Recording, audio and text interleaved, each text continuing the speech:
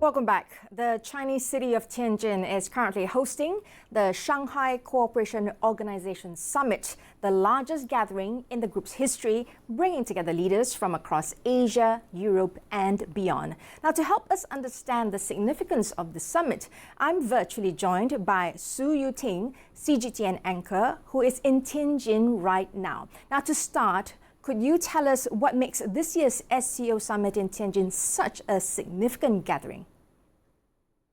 ELANE, thank you very much for having me on your show. Well, this year's SCO Summit in Tianjin is a profoundly significant gathering as it represents a pivotal moment for the organization to chart its course for the next decade.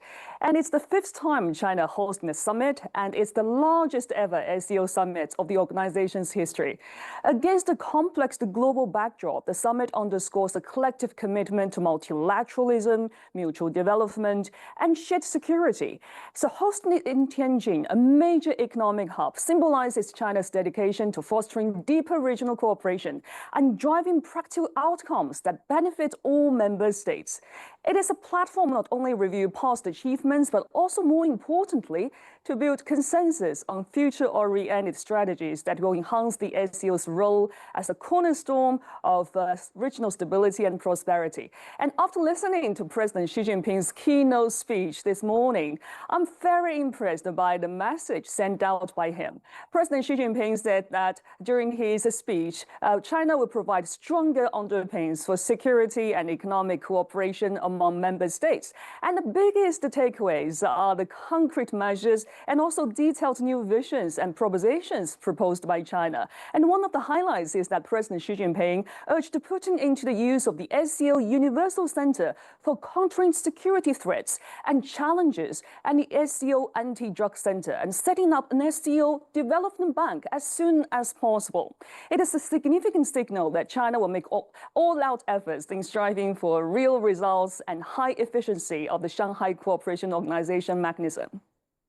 Fantastic. Now, the agenda also includes energy, the digital economy, and green development. How much emphasis is China placing on these themes as hosts?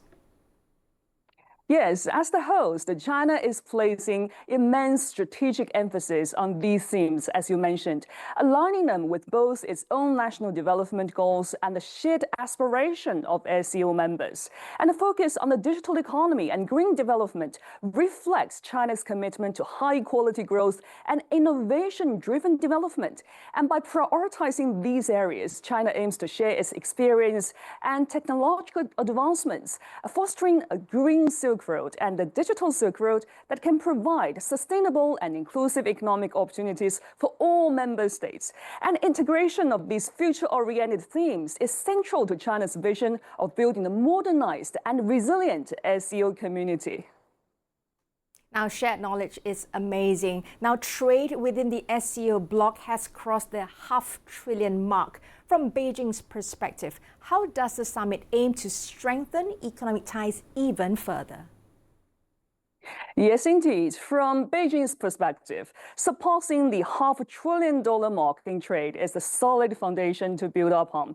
And the summit aims to propel economic ties even further by promoting digital trade, facilitating cross-border e-commerce and digital payment systems to streamline commerce, and enhancing connectivity, and deepening synergy between the Belt and Road Initiative and the development of strategies of other member states to improve infrastructure linkages. And financial cooperation is also very important, strengthening the use of local currencies in settlements to mitigate risks and boost economic sovereignty.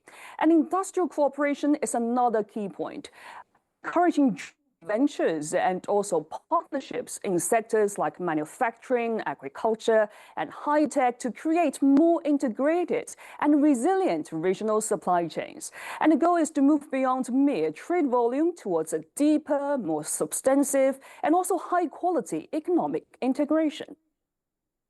Now, the opportunities seem really vast. Now, this meeting also coincides with the 80th anniversary of World War II victory and the founding of the UN.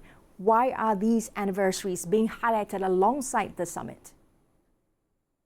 Yes, highlighting these historic anniversaries alongside the summit serves as a very profound purpose.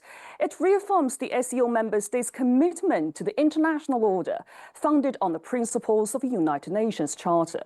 And by commemorating the victory of the world's anti-fascist war and the Chinese people's war of resistance against the Japanese aggression, as the summit honors the shared sacrifices made for peace and stands as a powerful reminder of the importance of upholding multilateralism against the forces of division.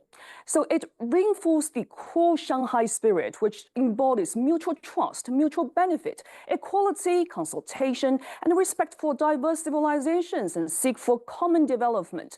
Those are the values that are very essential for preserving global peace and stability.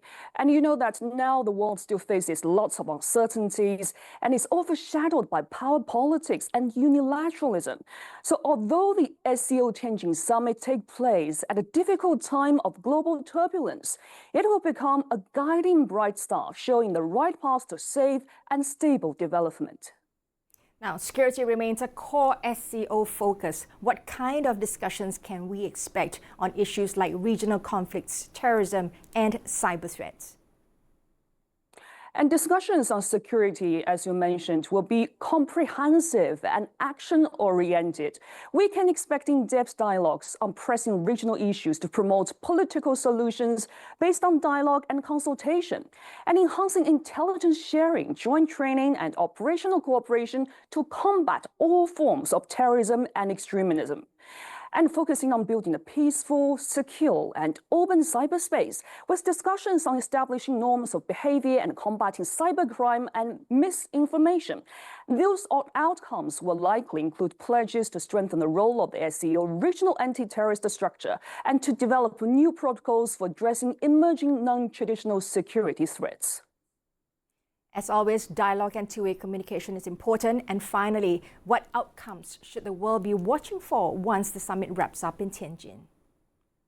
Yes, that is the most important question, I think. You know that the world should watch for several key outcomes that will demonstrate the SCO's growing global influence. First, the Tianjin Declaration. That's a very strong political statement reaffirming commitment to multilateralism and a shared vision for the future. Second, the 2035 Development Strategy. It is a concrete and long-term action plan that will guide social economic cooperation for the next decade. And other new cooperation agreements include the agreements and initiatives in the specific sectors like energy, digital, and green technology. And SCO Summit is sending a very clear signal that just to unite the voices from different SCO member states, observer states, and also dialogue partners. And that is a very clear demonstration of solidarity and collective resolve from the world's largest regional organization in addressing global challenges, offering a constructive model of operation based on equality and mutual respect. Back to you, Elaine. Thank you so much. That was Su Yuting, CGTN anchor, live from the Shanghai Cooperation Organization Summit in Tianjin, China. Now, more global updates in just a moment. This is The World on Bernama TV. Stay with us.